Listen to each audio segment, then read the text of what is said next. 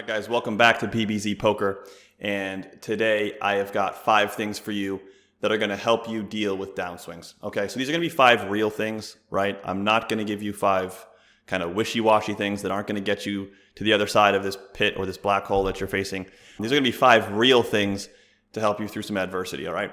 So without ado, let's get right into it. We've got number 1, which is study, okay?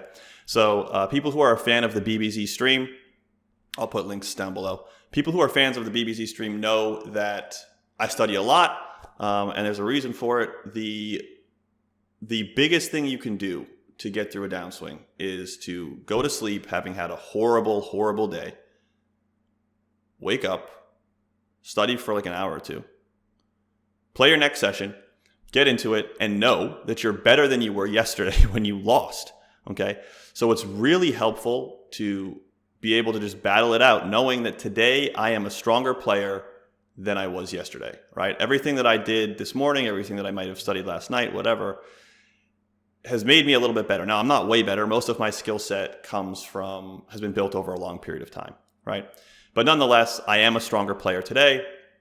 And for that reason, I actually deserve to win more often than I would have won yesterday. So like in that respect, you're earning that peace of mind that you get that knows that you're closer, right? That feeling that says, I'm closer to the other side of this. You've earned that feeling because you're actually getting better, right? You're getting better. So I think that studying is definitely one of the things to help carry you through. I think it's massively underutilized in terms of coping. And that's my number 1 for sure for dealing with downswings. Number 2 is to anchor to the things that you can control. Okay, so this applies both to your actual poker on the one hand, right? Like your actual schedule, like what you're doing, and then your life on the other hand, okay? So we'll start with the poker. So by anchoring to the things you can control, what I mean are focusing on the total number of days you're playing, focusing on the total amount of volume you're getting in on the days that you do play, or volume per month. Focus on how many hours you're studying, right? Focus on, if you're teaming up with people to go through material, if you're digesting like really high level content, whatever you're doing, focus on doing those positive things more if possible, right? Focus on like optimizing your playing schedule.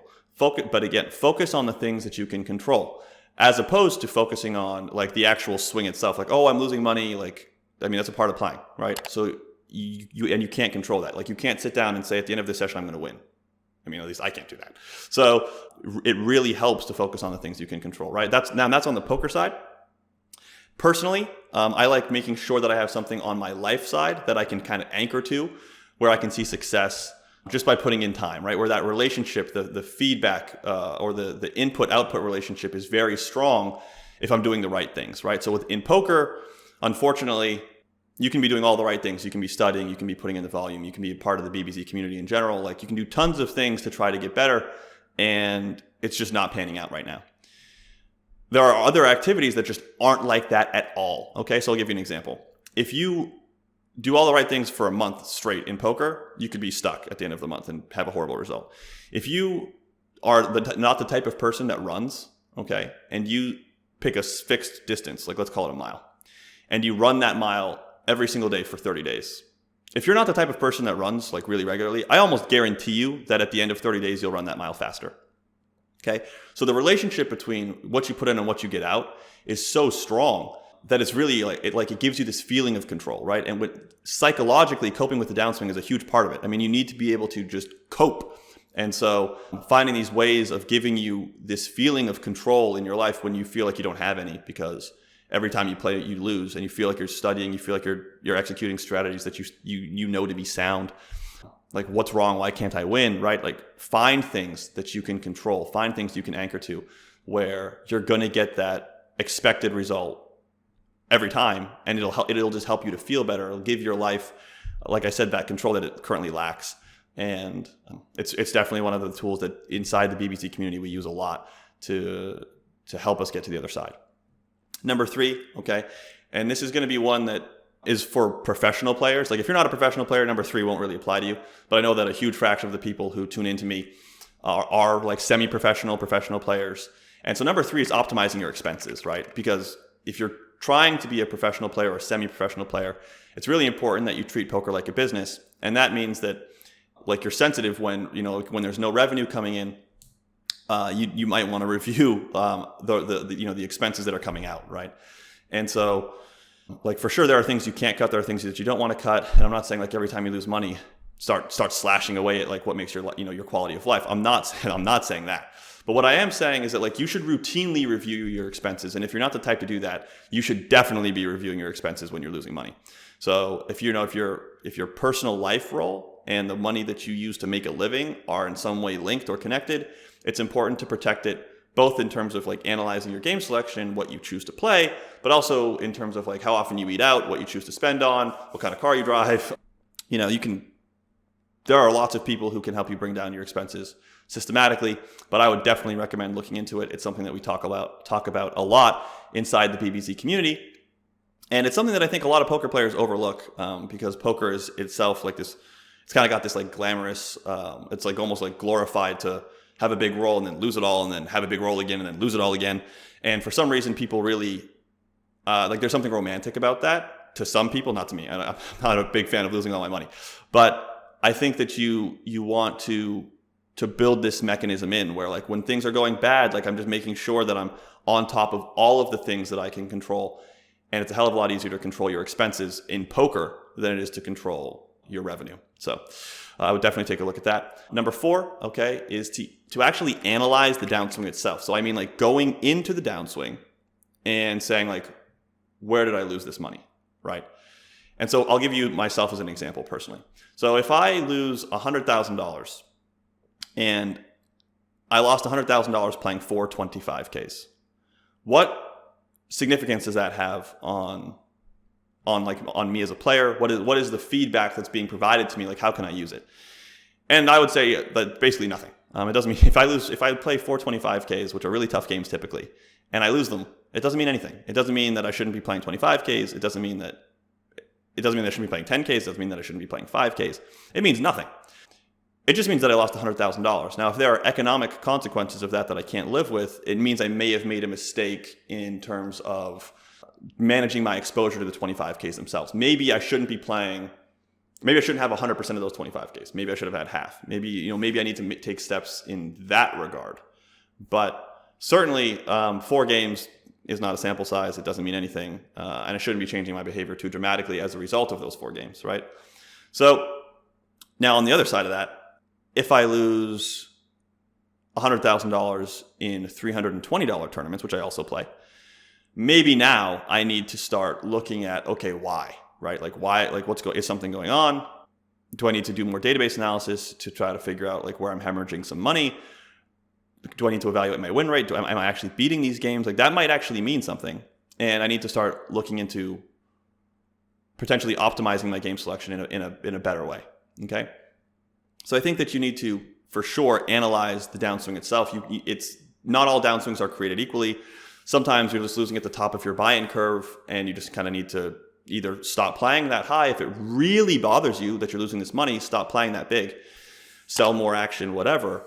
But I don't think that you have to stop. Like, I don't think that you should overreact necessarily, right, to the monetary loss if it's a trivial amount of games. Okay.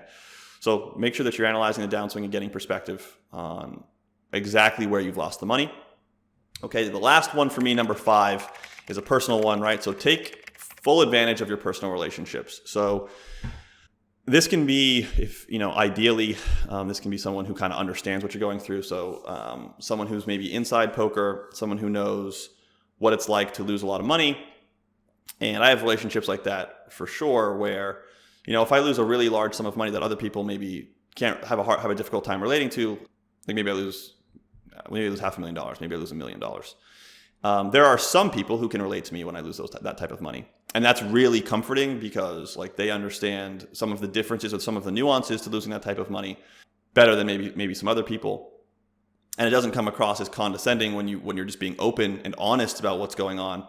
Where like some people might take it in a way that like you're talking down to them or something. Like it's just there are just certain nuances to your downswing, to what you're going through, that some people that you have relationships with will be in a unique position to understand, and take advantage of those relationships. I mean, it's not selfish. Like the reason that we cultivate these relationships so that we can be there for that person right? When they go through something that's difficult. And at the same time, like, you have that relationship so that when you go through something difficult, like, that person can help you to get through to the other side. So I think it's something that's like underutilized. It's something that's overlooked or ignored. Some people just neglect it entirely. They want to do it all by themselves. And I can safely say that's a bad plan. So try to find a way to vent. You know, I use my wife as much as anyone to try to cope with my swings. She really understands everything I go through because she's been with me for so long. And she doesn't bring in any kind of biases or anything. Obviously I can be totally open, and she doesn't take it in any kind of a way, right? That's like she knows I'm not like, it's when I say I lost $1 million to her, she just knows that I'm upset that I lost $1 million. Where if I said that to somebody potentially who's maybe not close to me, and maybe they think like, oh, this guy's bragging about the fact that he can lose $1 million. Like, no, I'm actually just upset about losing $1 million. So, you know, like, having those people, whoever they are, and making sure that you tap into them and, you know, like, use them to build you up, right? And rely on their support, I think is massive. And I think a lot of people just there's too much ego. They just want to take it all themselves. And again, that's just like it's not a sustainable plan. And to be honest, I actually think some of those personal relationships you have would actually be hurt if they found out that you were going through something all alone and you decided not to share it. They want to help you. So, you know, open up to them and make sure that you use them to the fullest extent possible. You know, obviously without drowning them in your sorrow, if you will. And then remember too that like, this is a storm, right? Like, it's called a swing because it goes back and forth. It goes up and down. It's not permanent. It's not a permanent state. If you're doing the 5 things that I just mentioned, if you're studying properly, if you really have a good plan, if you're anchoring to the things you can control and optimizing, you know, like optimizing your game selection, optimizing the hours you put in, optimizing everything. If you're really focused on the things you can control and really are dedicated to improving those things, and you're optimizing your expenses and you're getting perspective on the downswing itself, if you're analyzing it and you're taking full advantage of your personal relationships, if you're doing all of these things, then, you know, eventually you're going to get to the other side, right? Like, there's going to be some kind of upswing at some point. And it's important to just remember that this too shall pass, and it doesn't last forever. Okay. So if you want to learn more about, you know, how to improve, if you like these types of videos, be sure to subscribe, click the like button on the video. It sends a signal to me that so that I know what to do on my end, and I'm going to do my best. So, you know, good luck getting through that downswing, guys. I'll see you on the other side. Bye-bye.